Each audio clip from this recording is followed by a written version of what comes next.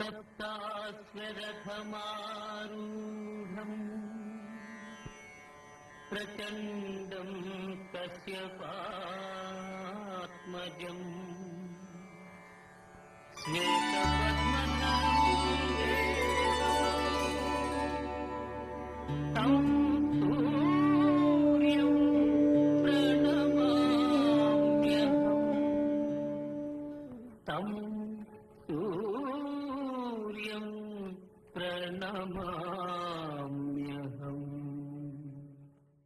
सूर्य अर्थात प्रकाश, सूर्य अर्थात गति, सूर्य अर्थात विकास। आज जहां देश विकास की ऊंचाइयों को तेजी से छू रहा है, वहां जंगल की गहराइयों में खोया वनवासी कहीं कोने में बैठे बैठे अपनी शिक्षा, स्वास्थ्य और रोजगार जैसी समस्याओं से घिरा हुआ है। कहीं शोषण तो कहीं विस्थापन, तो कहीं सामाजिक समानता मिले ऐसी अपेक्षा रखे अपनी आसपास की दुनिया को निहार रहा है। हमारा गांव रांधा सेलवास से 25 किलोमीटर दूरी पे है। इतना नज़दीक होते हुए भी बहुत सारी मुश्किलें झेलना पड़ती है। आरोग्य के हिसाब से देखने जाएंगे तो वो भी हमें 25 किलोमीटर दूरी पे जाना पड़ता है। उसी तरह पानी की सुविधा भी बहुत सारी मुश्किलें आती है।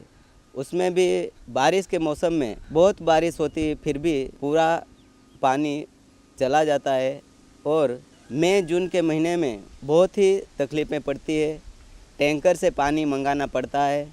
पर यह महज एक सीमित विस्तार के वनवासियों की बात नहीं है। देश के कोने कोने में यह समस्या व्याप्त है।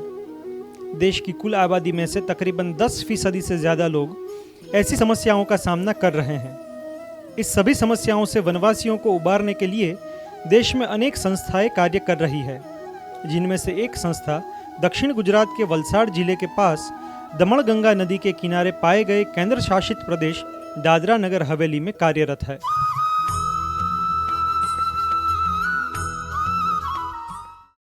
संघ प्रदेश दादरा नगर हवेली में 3,42,853 जनसंख्या है। 62% उसमें अपने जनजाति बंधु है। इन जनजाति बंधुओं की भी अपनी समस्या है। वनवासी समाज का सशक्तिकरण हो, उन्हें हम आगे बढ़ने के लिए अवसर प्रदान करें तो वनवासी समाज अपने आप सारी समस्याओं का समाधान इसमें से ढूंढेगा। सन 1986 की घटना है। उस समय के अपने महामहिम राष्ट्रपति ज्ञानी झैल सिंह यहाँ पधारे थे। उन्हीं के करकमलों से एक प्रकल्प का प्रारंभ हुआ। उसका नाम है सूर्य निकेतन प्रकल्प। उस समय के हमारे राष्ट्रीय संगठन मंत्री माननीय रामभाऊ गोडबोले जी के संकल्पना से यह केंद्र प्रारंभ हुआ। इस प्रकल्प के प्रारंभिक समय में श्री तरुण विजय जी का अहम योगदान है। इसके बाद में 2011 से वनवासी कल्याण आश्रम को गौ संवर्धन केंद्र, जल प्रबंधन कार्य, फल उद्यान तथा बालिका छात्रालय जैसी नई योजनाओं को सार्थक करने की जिम्मेदारी श्री प्रकाश भाई काले वहन कर रहे हैं। इन्हीं प्रकल्पों के माध्यम से हम संपूर्ण समाज का, विशेषतः वनवासी समाज का विकास करना चाहते हैं। सर्वांगीण विकास यही वनवासी कल्याण आश्रम का लक्ष्य है। कहा जाता है कि छोटे से पौधे को आप जिस दिशा में मोड़े, उसी दिशा में उसका विकास होता है। उसी तरह से सर्वांगी विकास के हेतु को सिद्ध करने के लिए इन वृक्षों की शाखाओं पर खेलते शिक्षा से वंचित बच्चों को आश्रम में निवास एवं सेवा भाव से निःशुल्क शिक्षा दी जाती है।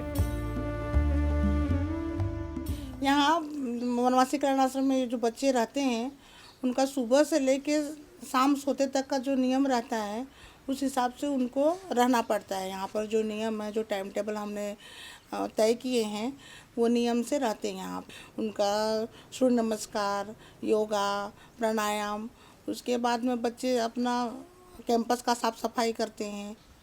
यहाँ पर ऐसे सारे बच्चे हैं जो दूर दूर रहते हैं और वहाँ पर जहाँ ये स्कूल की सुविधा नहीं है, वही बच्चे को यहाँ पर हम रखते हैं। महीना में एक बार बच्चों का पालकों की मीटिंग होती है। यहाँ पर उनके सर्वांगीण विकास के लिए समय समय पर यहाँ पर शिविर हम रखते हैं 3-4 दिन का। उसमें उनको काफ़ी चीज़ सिखाया जाता है, जैसे रंगोली, चित्रकला, गणपति बनाना। ये सब सारी चीज़ों सीखने के बाद में उनके जीवन में काफ़ी प्रभाव पड़ता है। आश्रम के बच्चे अलग अलग एक्टिविटी में भाग लेने के बाद आगे जाके अच्छे लेवल पे पहुंच सकते हैं। शिक्षा के साथ साथ मानसिक, शारीरिक और बौद्धिक ये सब एक्टिविटी में भाग लेने के बाद बहुत सारा खुद को डेवलप कर सकते हैं। शारीरिक, मानसिक एवं सांस्कृतिक जतन के अलावा यहाँ पे पर्यावरण की शिक्षाएं भी दी जाती है, क्योंकि मनुष्य जीवन और प्रकृति एक दूसरे के अभिन्न अंग है, जिसके विकास एवं संवर्धन हेतु यहाँ एक गौ संवर्धन केंद्र भी कार्यरत है। ગાય એ અનેક રીતે ઉપયોગી છે। ગાય દ્વારા કૃષિનો વિકાસ થાય, કૃષિ દ્વારા ગામનો વિકાસ થાય, ગામવાળા ગામજનોનો વિકાસ થાય। આ ચીજને ધ્યાનમાં રાખી અને અમે ગૌશાળાનું નિર્માણ કર્યું છે। ગામડાના વનવાસીઓનો આર્થિક સુધાર પણ ઘણો થઈ શકે। पर्यावरण के संरक्षण को प्राधान्य देते हुए वनवासी बंधुओं को गाय के मलमूत्र का उपयोग करके गोबर गैस उत्पादन की शिक्षा दी जाती है। यह एक किसी भी कोई भी परिवार, छोटे परिवार के लिए ये आवश्यकतापूर्ण गैस है। वनवासी कल्याण आश्रम यह प्रयोग आसपास के गांव में ले जाना चाहता है। यह हमारी भविष्य की योजना है। रासायनिक खाद से होने वाली समस्याओं को निवारने हेतु यहाँ पर जैविक खाद का उत्पादन किया जाता है। केचवा खतनी प्रक्रिया में गायनु गोबर अने मळमूत्र साथे एमां सूखा પાંદડા पण एक चोरस बेग में मूकवामां आवे अने एमां केचवा नाखवामां आवे अने ए 15-20 दिवस थया पछी उपरनुं खत ए केचवा खाईने छूटું થઈ જતું હોય છે। आ खतने चाळीने खत माटे उपयोग करी शकाय छे अने ए प्रक्रिया पछी ए खाद केचवानी चालू रहे छे। पारंपरिक खेती के साथ वनवासियों के दैनिक आहार में फलों का समावेश हो सके, इस हेतु के साथ यहाँ वनवासी कल्याण आश्रम में फलोद्यान प्रकल्प की शुरुआत की है। प्रकल्प हम लोगों ने गांव में कुछ पेड़ पौधे देने का प्रयत्न चल रहा है, तो हम लोगों ने लोगों को दिखाने के लिए सब ये पेड़ लगाए हैं। बच्चे ये सब यहाँ मदद बच्चे ही करते हैं, पेड़ लगाने में, साफ सफाई करने में, खातर डालने में। तो ये घर जाकर बच्चे यहीं सीख कर अपने वाड़ी में भी करेंगे गांव के में। पर्यावरण और शिक्षा के साथ इस विस्तार में पानी एक मुख्य समस्या रही है।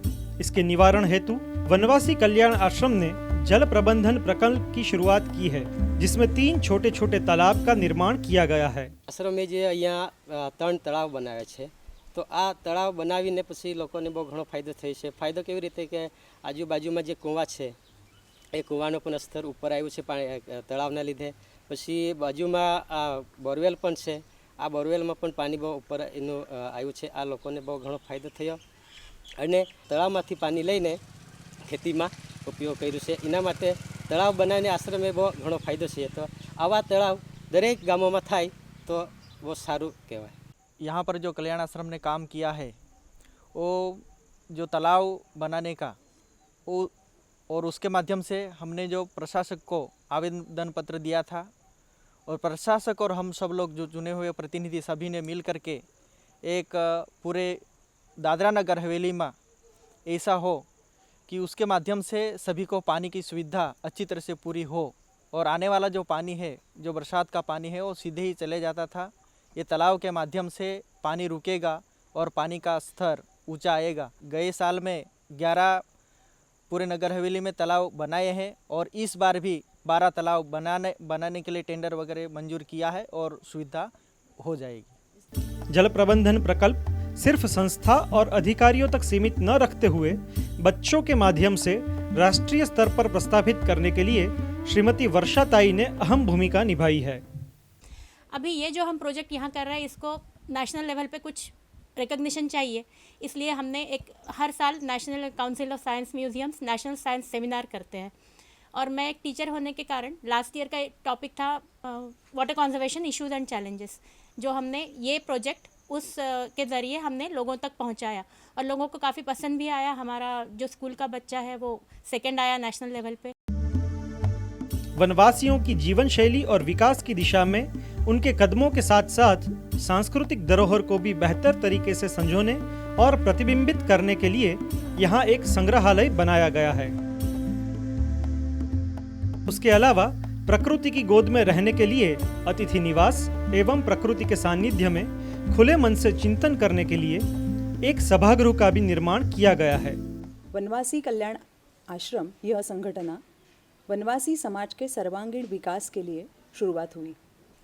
आगामी वर्ष में बालिकाओं के लिए छात्रावास शुरू कर रहे हैं।